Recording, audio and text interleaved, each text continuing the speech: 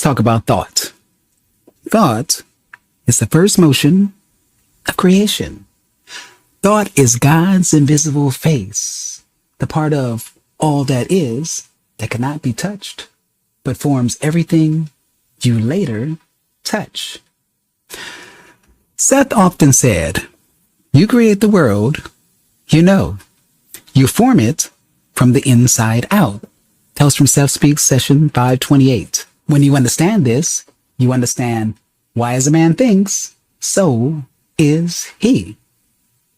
Not as he struggles, not as he worries, not as he hopes, but as he thinks. Your intellect will not easily grasp this because the intellect was never designed to lead creation, only to organize the creations you allow. Seth says the ego is the focusing lens, not the generator. So when new inspiration comes, when a desire flashes before your inner eye, the first thing the intellect screams is, "But how? How will this happen? How can I do this? How could this be true for somebody like me?" You know, Mary said the same thing in the biblical story. "How shall these things be, seeing that I know not a man?" The intellect always answers inspiration with limitation. Once again, the intellect will always answer inspiration with limitation. Seth put it bluntly.